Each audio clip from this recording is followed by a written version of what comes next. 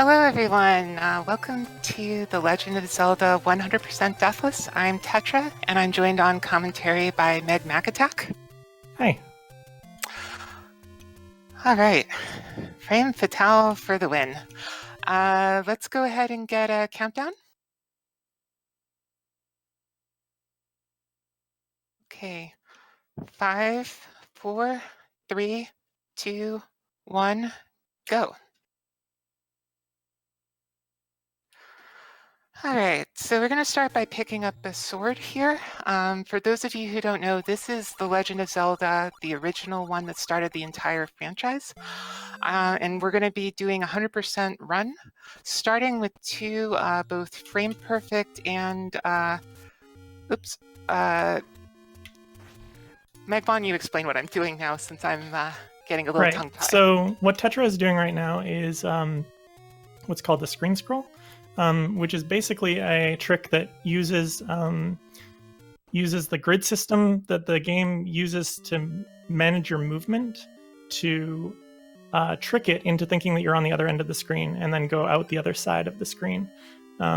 It's a big time saver in all categories of this game, almost all categories of this game, and lets you just blow over overworld screens completely.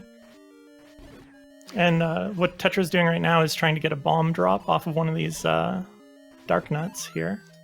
Yeah, I didn't get lucky on my first dark nut, but at least I was able to get one afterwards. Yep. That room has a guaranteed bomb drop, but ideally you want to get a bomb drop off of the very first one, because that first enemy, if it drops anything, will always drop a bomb. Okay. Oh. Getting really lucky with bombs here. Yeah, so a lot of Zelda 1 runs hinge extremely on getting bomb drops when you need them. Like, it's very important to get bomb drops all the time. Yeah, so I just picked up the raft here, which I'll be needing to get into the next level. And I'm going to be walking back to our friend Manhandla, who is known for being a little bit erratic and full of RNG. I'm going to do my best with Manhandla, but it's definitely going to be tricky in order to get a good bomb on him. How many runs have you lost due to Manhandla RNG, Meg? Millions. Manhandla is extremely rude and often really, really messes up runs. You really want him to spawn in the top left corner. Missed one arm, which is really unfortunate. Oh, come on. Work with me, Manhandla. Oh, there we go. Oh my gosh. Yeah, that is a scary situation to be in. Your last bomb and getting Manhandla. That's amazing that you pulled that off. All right, I'm going to breathe a little bit now that I was able to make it through there. Whew. And then the other important thing was that I was able to get a bomb drop off of Manhandla. Bombs are pretty important. There we go. Yeah, you have to go into level 4 with bombs, because if you're doing level 4 really early, there is no way to get a bomb drop in level 4 without doing what's called forcing bombs, which is killing 9 enemies consecutively without getting hit, and then killing the 10th with a bomb. Oops. And in level 4, there are no enemies that drop bombs that you can kill any way other than bombs. So the only way to get bombs here is by forcing them. You'll see Tetra occasionally stopping to fight a bunch of keys, the bat things. And when they do that, Tetra is doing that to build up a count, trying to get 9 kills before finishing off with 1 kill on a bomb in order to get bomb drops. Yep, exactly. So yeah, you couldn't hear it, but I was silently counting to 10 and knowing that the last soul I killed was the 10th. So I'm going to try bombing 1 and then stabbing 4 here. Lucky to get that bomb there, so... Come back here, Keys.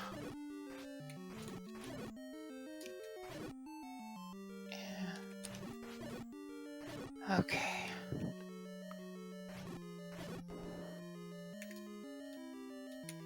Yeah. So, and that is what the 10th enemy has the bomb is probably referring to.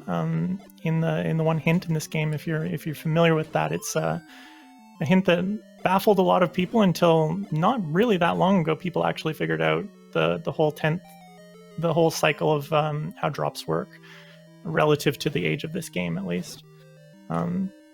That hint was kind of a mystery for a long time. I'm being very careful with these keys here because I'm trying to build a count in order to force another bomb in the fire room. So I think I'm at 2 or 3, if I'm not mistaken. And we're going to go up here, and we're going to do another interesting clip where Tetra is going to stand on the ladder at the end of the room here, and do a frame perfect input backwards, which will let Tetra walk over an empty space. A really neat trick. Unfortunately, you can't really see it because the room is dark, but yeah. Let's see if we can get a couple of these fires here to bunch up. Nice.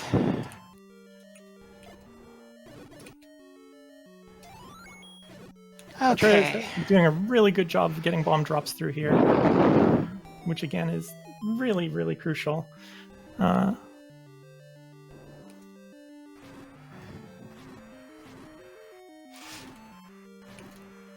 And this Gleok fight is terrifying.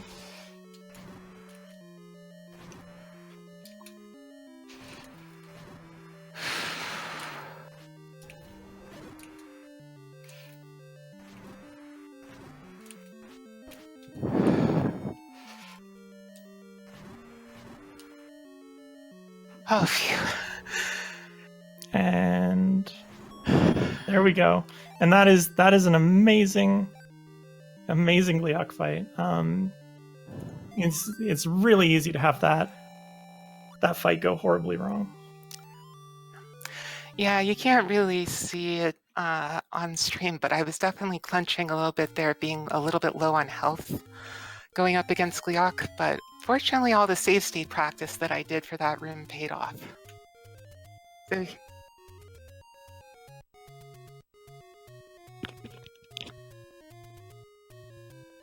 okay, so right now I'm going through the Lost Woods and setting up for a skip here to go around the world.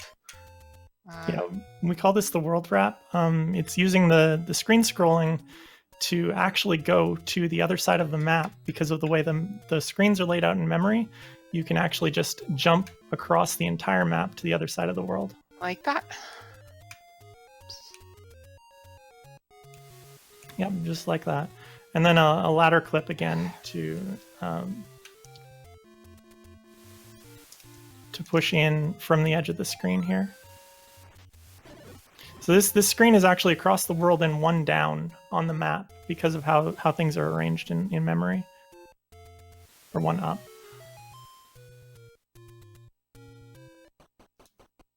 And right now we're basically going on a little collection trip. We're going to go around and pick up some heart containers that we need to collect. We actually can't collect potions from those pick-annies, we call them.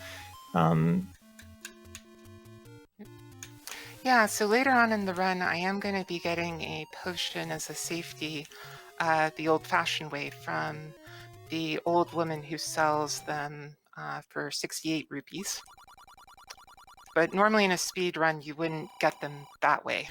But because this is 100%, you do need every single heart container. And as a result, you can't really afford to take a potion there. Yeah. And by the way, we should probably mention that this is 100% per the definition of the Z1 community, which means all best of tier upgrades that are permanent as opposed to temporary or consumable. Yep. So in some other categories, like any percent, level 2 is often the first place you go if you want the run to be a little bit easier. But in 100%, it's actually considerably more difficult because of one particular room where you get the magic boomerang, which you have to get for the 100% requirements to be met. And that was really nice glitch trick with the bomb drops in there. Yeah, if only I could get bomb RNG like that on every run. Yeah. This room here with these Gurias, they're called, is much more difficult than any other room that you ever touch in level 2 in the speedrun.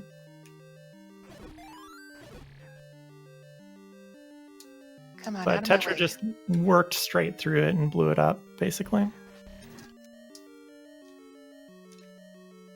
Yeah, these rips got a little bit away from me, but nothing I can't handle here. And I'm definitely very good on money, which is a relief at this part of the run. Yeah, a lot of Zelda 1 runs have some interesting stuff with collecting money. Unlike later Zelda games, rupees are actually fairly hard to come by, so it's really important to get enough rupees as you go through the game, because you have a maximum of 255 that you can carry. So even if you do get like too many, it can actually screw you up because you'll hit the cap and you won't be able to get all of the money you need. And a lot of the money that we get in this run comes from RNG drops from enemies. And a lot of it comes from secrets, which are spots on the overworld. If you've played this normally, you've probably encountered a room that will take your money away. I think this is the only Zelda game that has that, where the person inside of a bombable wall will literally steal money from you. And that's another thing that's interesting about this game. Yeah, so right now I'm going to be taking a nice casual stroll through the forest, picking up a candle, and then that's going to let me get some money and hearts that I need in order to complete the 100% requirements. Yeah, again, we're going on a little trip to pick up some stuff. An adventure. Yes, an adventure.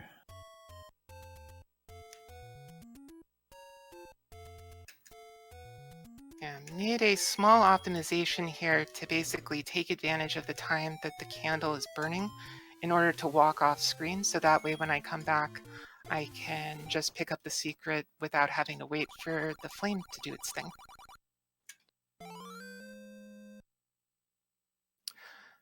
We're also going to be collecting some more items on the way to level 5, including the letter that we talked about for picking up the potion. And normally at this point in the run, going into level 5, it's going to be, come on, out of my way, Moblin. You're very tight on bombs. However, because of a particular required upgrade we have, it's not as big of a deal, right, Meg? Yeah. The recorder room in level 5 is really mean in other categories, any percent. You have to go into it with a decent number of bombs, or it will take forever, because especially when you go in there with wood sword, which is the first sword. There are some routes that will collect the white sword, which is the one upgraded sword. Unfortunately, it's never really on the way to 5, so it's the routes are quite different if you route in getting the white sword. And the white sword doubles your damage. We won't be getting it though, because it is not required for this category. You only need the most upgraded thing in the category, which in this case is the magic sword, which is not the master sword, by the way. A lot of people think that it's the master sword, but it's not. Yep. Exactly. So that's why we won't be picking up the white sword. It's not necessary for the category. There are some that are necessary effectively for completing, including wood arrows and the blue candle. Those are just to make routing easier and to be able to get a Triforce piece that's then required to get the silver arrows.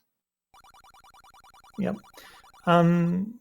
Yeah, those particular items are always required. There is basically no way to finish the game without buying a few items, which is another kind of interestingly different thing about this from some other Zelda games. There's several items you have to buy along the way in the game, including the wood arrows and the bait, which is required to finish level 7. So we're going to sneak in the back door right here. Yeah, you might remember the normal way in this level is to walk up 4 screens, 4 identical screens that are mysteriously repeating if you go the wrong way. In this case, we just skip by it by using a screen scroll, which is one of the amazing ways that screen scrolls just like shorten paths through the game. And then here I'm going to make use of a trick called a block clip. If the dark nuts would get out of my way, that is.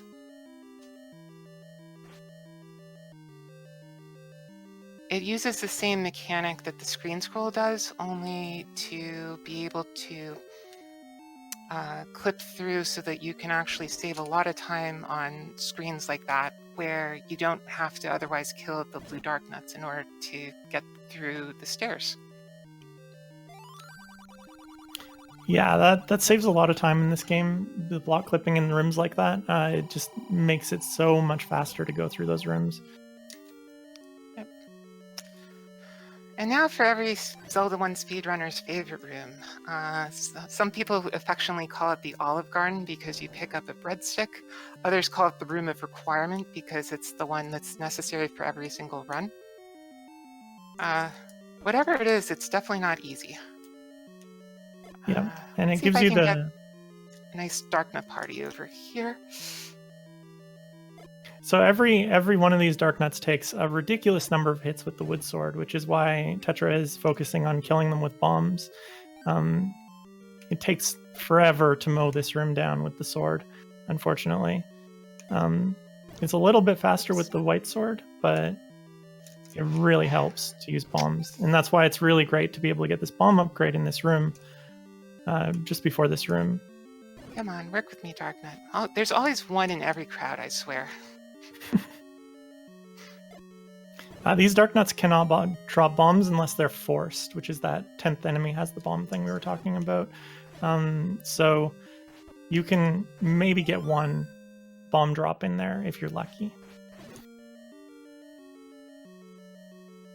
Enemies in this game are divided into groups that drop different things.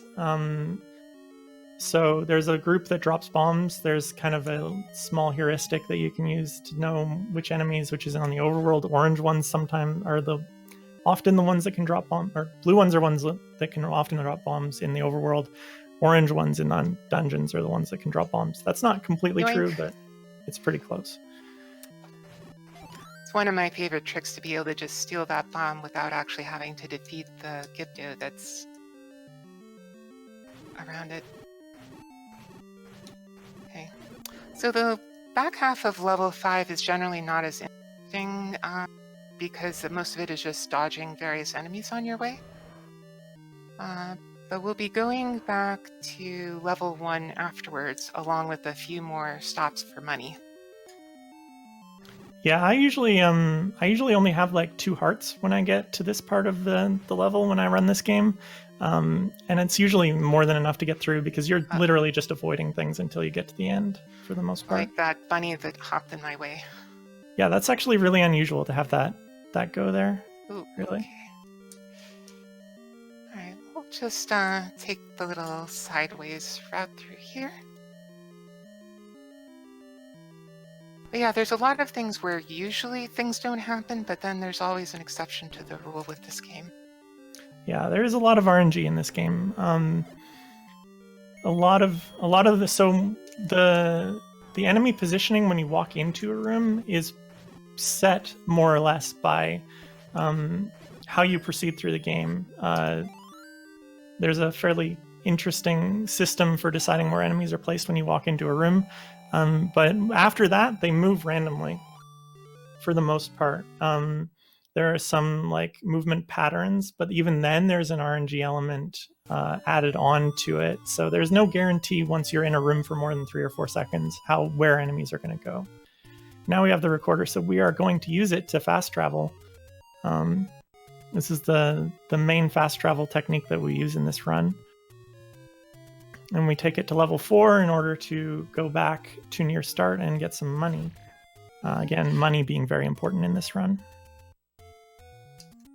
Yeah, note on the route that I'm using. This is actually the same route that JSR used in AGDQ 2018 during his 100% no up and A run.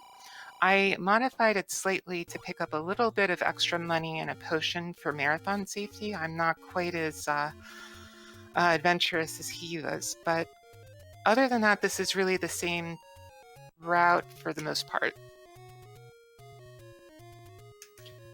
And finally, after doing a little bit more collecting, we are actually going to go into level 1 finally.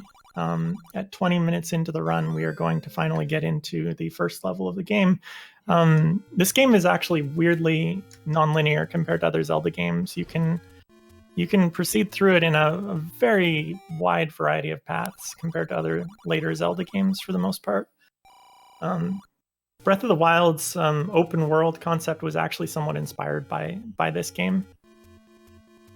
In fact, you're going to see me exiting level 1 and then re-entering back in. The reason why I'm doing that is to trick the game into thinking that I've already gone through that key door that I'm walking through right now. And that lets me effectively save a key.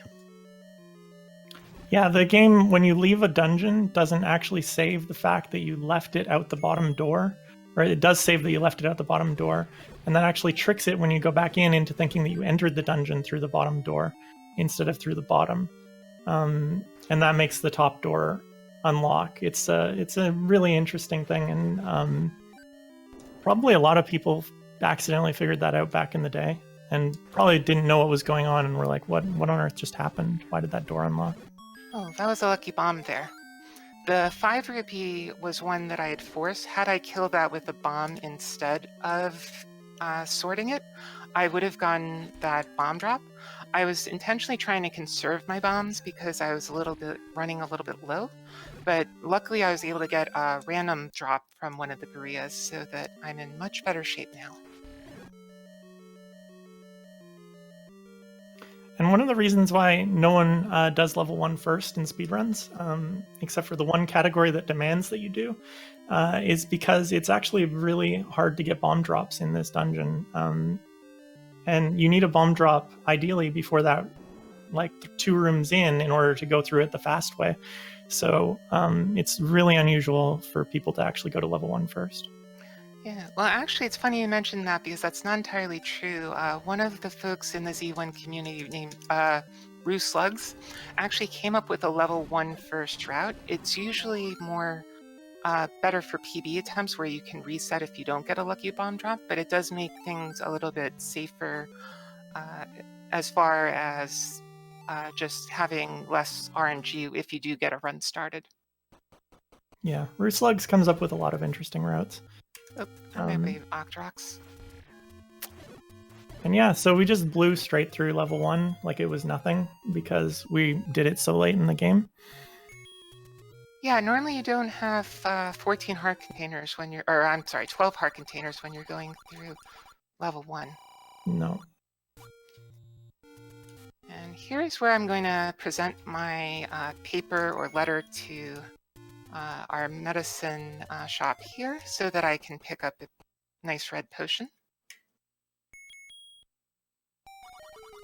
I'm hoping not to have to use any potions during the run, but do like to stay marathon safe. Particularly as we'll see in level 8, there's places where you can need a long backtrack if you do wind up taking an unfortunate death, so this will guard against that. And we're about to get an item that we're never going to use as well. So we're going to get the bracelet, which is the other fast travel mechanism in this game. But we are never actually going to use the fast travel gates that it opens. We're just going to grab it and go. It's just going to be some jewelry that we carry around with us for the rest of the game. Yeah, in a different 100% route, it actually is used as a way to get back from level 6, but I've opted to use a different run for this marathon, or a different route rather for this marathon. And then here we see the magical sword. Yes, and this is the most powerful sword in the game.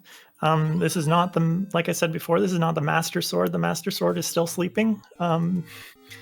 It never makes an appearance after this game in the timeline this game is a part of. If you want to get into the weird timelines that Nintendo has come up with for these games, it's just stuck somewhere in Lost Woods, and we never see it. And now for level 6, affectionately known by some, Wizzy's house,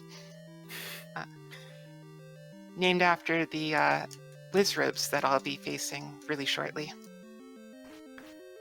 Yes, and this is where 100% starts to get rather difficult. The optional items that we're going to get from here on are actually in fairly difficult rooms to deal with. This one and the level 8 items are both quite a bit more difficult than a lot of other items in the game to get. On top of already being relatively difficult dungeons, especially without the blue sword, or the blue ring, rather. Well, that was Magical Breakfast Room 1 that I just went through. So, okay, good. Doing a little pause buffering to make sure that those blue wizards weren't going to phase into a route that would have given me trouble here. Come on, out of my way.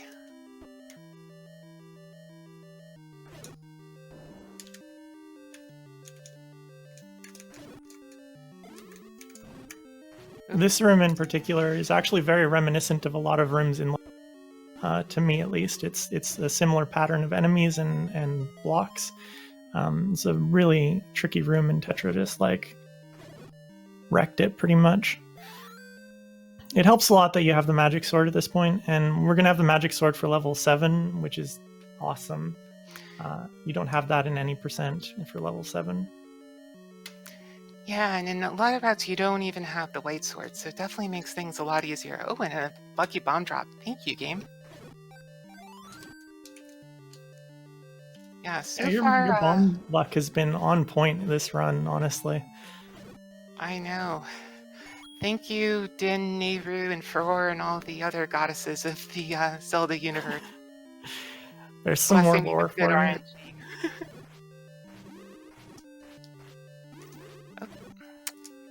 And this is a Magical Breakfast Room 2, so called because of how Fruit Loopsy it looks, basically. I thought it was because we have that pancake, this egg that's following me around, and yeah, that helps too. I always thought, yeah, that's true too. Pancakes, and also the enemies kind of look like Fruit Loops. Yeah, a little bit. That's always what I've thought of when I heard Magical Breakfast. Oh, as in it's magically delicious? Okay. So now you're going to see the one room where you do need the wood arrow here. You just fire one shot at Goma, and that's your use of the wood arrow.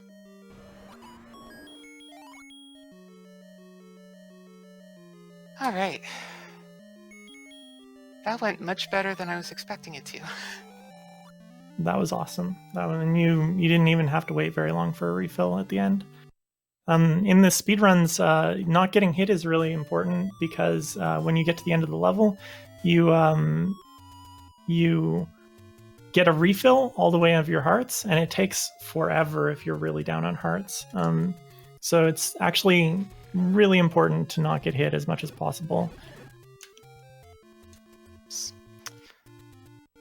Yeah, so here I'm going to be taking a little bit of a detour to pick up the prime meat here. Normally you would pick this up in the area of Hyrule that I call the Westlake Mall because it's west of the lake and it's where you do your shopping for the game. But in 100%, it's not really on your way. So you wind up going over here and paying a 40 rupee premium for more expensive meat to use in level 7. Now I'm going to be taking another detour to get one of the most beloved items in this run. Isn't that so, Meg? Yes, the book that makes the wand suck. The book makes the wand produce flame at the end of wherever it hits a wall or anything or an enemy. It makes it produce a flame, and in this game it's actually kind of reversed from other Zelda games. Your flames that you produce hurt you, but your bomb explosions do not. So if you're in close combat with an enemy and you're using the wand and you have the book, it will hurt you when the flame touches you. So it makes the wand frustrating to use because you have to make sure that you're always at a distance from the enemies that you want to hit. In randomizer, we always have people avoid it completely. No one touches the book, basically. Yeah, and you've also gotten some memes about people who intentionally pick it up more for the lulz than anything else. All right, now for the blue lagoons. Why do we call them the lagoons, Meg? Because they're slow. It's like being in a swamp in this room. The game just slows down completely because there are so many sprites on screen. The fireballs coming out of the turrets and the dark nuts, and also processing the movement of the dark nuts is probably a little bit complicated for the game. Oh, So everything goes slow. And we do 2 of those, and that was a really good first blue lagoon. That was amazing. Thank you. I'm doing my best. The second blue lagoon is not so bad. You can actually stand kind of in the middle of the room and it actually stops the turrets from shooting. That helps with the speed and also gives you a little bit of cover. Yeah. I had to bomb open that hole in the wall anyway, so I used it also to get some extra damage on 2 of these dark nuts. So that helps speed things up a little bit. Very important to efficiently use bombs, even in this category where you get a ton of them because of the bomb upgrades. We'll get that one out of the way. All right, now for blue Goma. This is going to be tricky. Oh my gosh, 1 cycle. That is so much harder than I made it look. Yeah, this room is really hard to do well. The turrets make it extremely hard to like aim at the Goma properly. And now we get the any key or the lion key or magical key. It's called all of those things. Any key is one of the best names for it, in my opinion. Yeah, just press any key to continue. Yep. And now we don't need to worry about keys for the rest of the run. The any % run does not get that item at all. And going up here is actually kind of a pain. So it would never be worth it in any % run. Looks like we have a little crowded doorway here, so I'm just gonna wait for everyone to disperse before going through.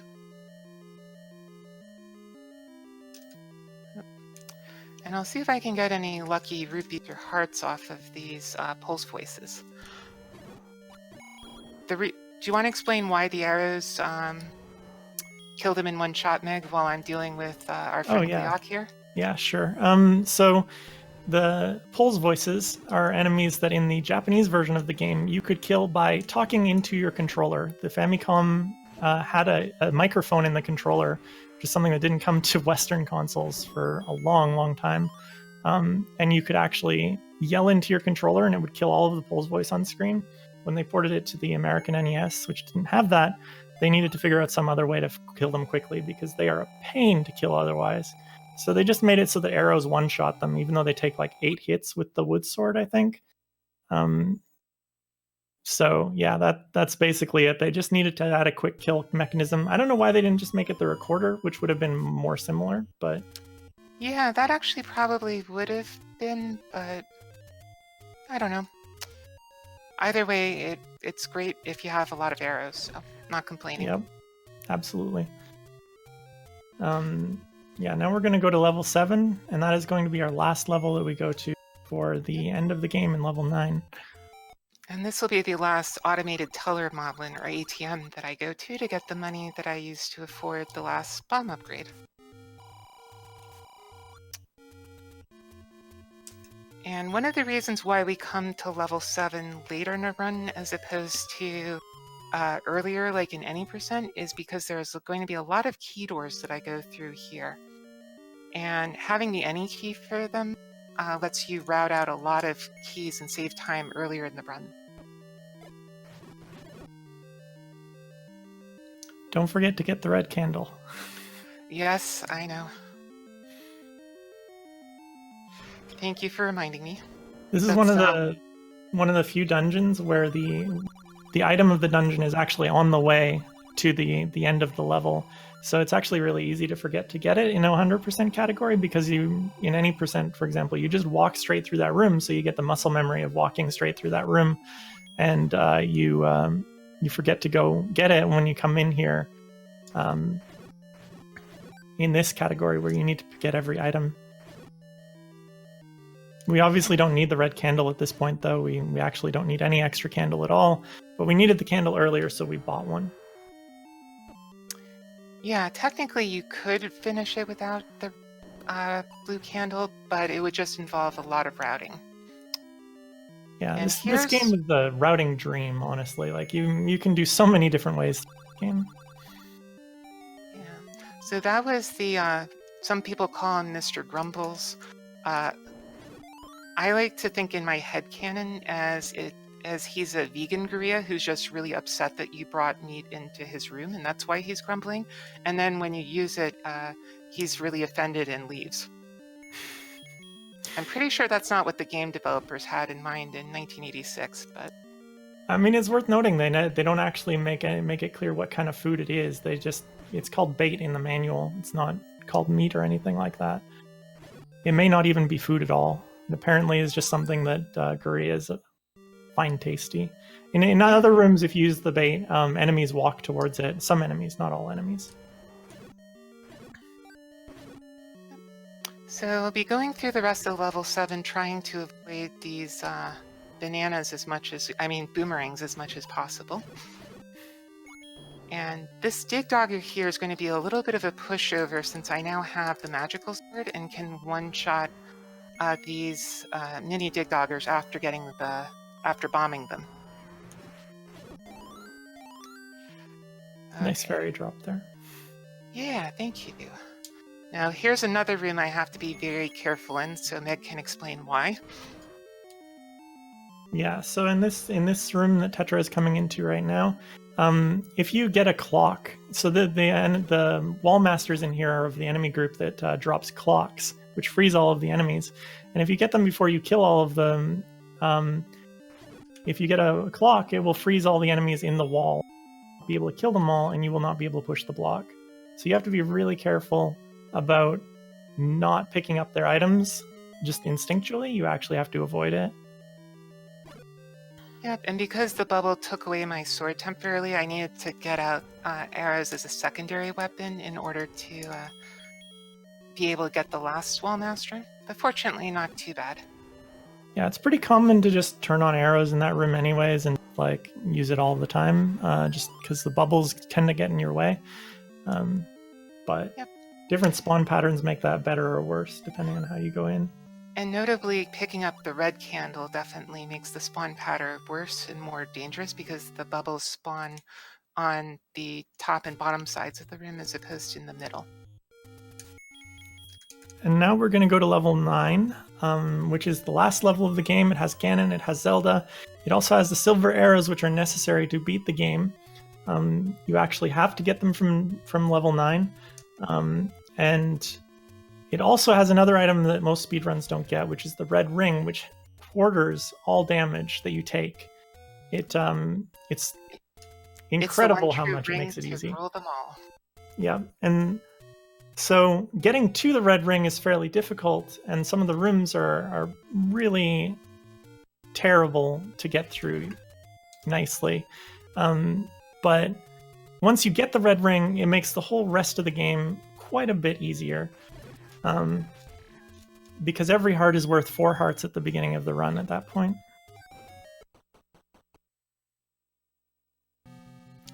Yeah, so since I still have my safety potion, I'm not going to be too worried. And also I have, at least so far, full health. We'll see how long it lasts. Oops. And coming in here with full hearts is really good. In the other runs, you don't tend to come in with quite so many hearts, although even in 80%, you do pick up quite a few heart containers. In categories like low percent, you don't, and you still manage to get through all of this somehow.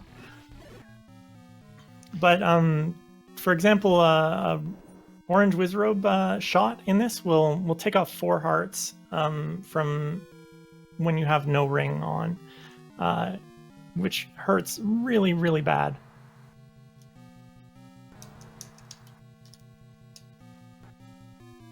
Okay. And then there's a clue in the game about Patra has the map. This is the Patra with the map. Fortunately, that Patra was really nice and moved out of the way from. That is really nice of that Patra. Patras are not usually so nice. They usually want to get in your way and block you from wherever you're trying to go. Patras are one of the most annoying enemies to kill. You have to kill every single one of their little eye things, and then you can finally kill. Oh, that was really nice block clip into the red ring staircase.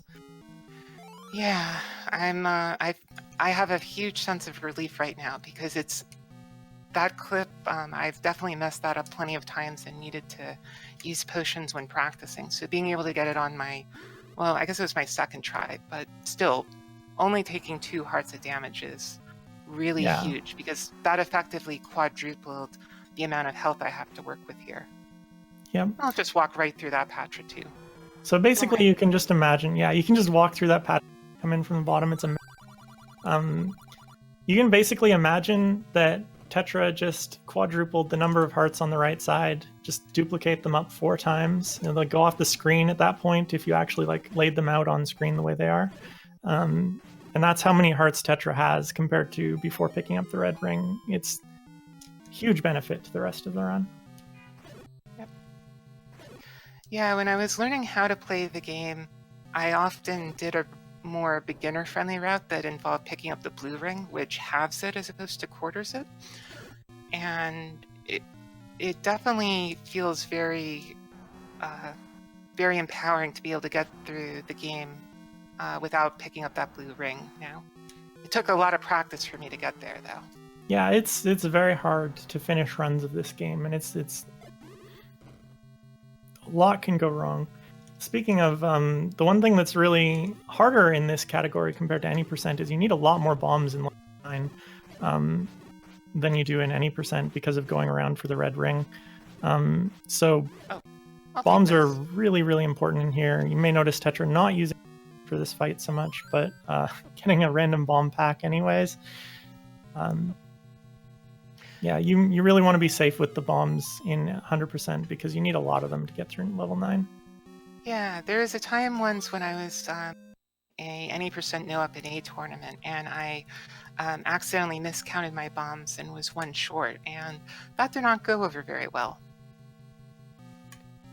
Oh, yeah. Got the reverse clip too. That's basically the same as the other block clip I was doing in the run, only just going through with a harder visual cue to actually line it up.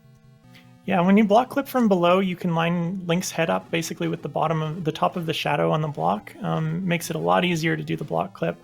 When you're doing it from above, you don't have the ability to do that. You have to just know the spot in order to press the direction perpendicular to the way you want to go.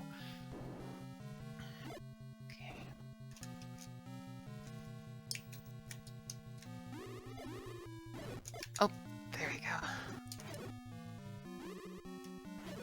All right. Doing pretty good health-wise. Yep, this is going really well. This is an excellent run overall.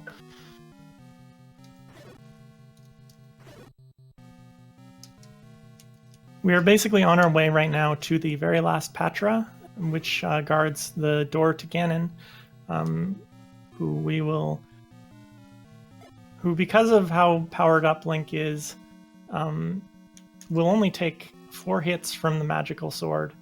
The Patra guarding Ganon is actually probably harder than Ganon himself at this point. At least more likely to hit you and do random weird things.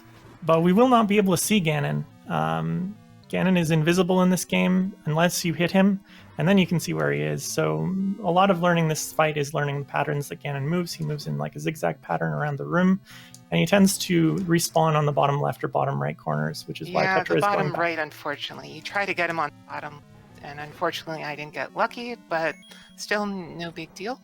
Yeah, if you get him in the bottom left, it's really easy to Oh, stun hold on. lock. Time's coming up as soon as I get the princess here. Time. Yep. And that's it. The princess has been saved.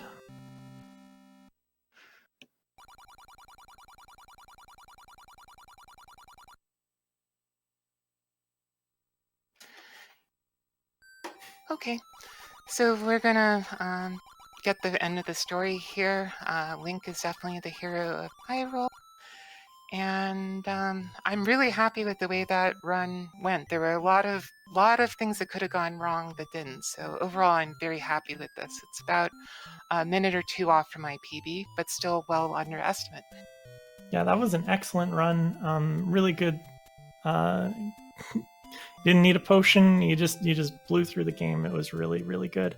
A lot of the time that you lost from your PB is probably just getting the potion that you didn't even use. Honestly. Yeah, in a PB attempt, I would have skipped that, but worked out really well. Well, definitely want to give Muffins a shout out for organizing the Frame Fatales Marathon. It was an honor to get to participate here. And I think with that, we can turn it over for the next run. Yeah, thank you so much for having us.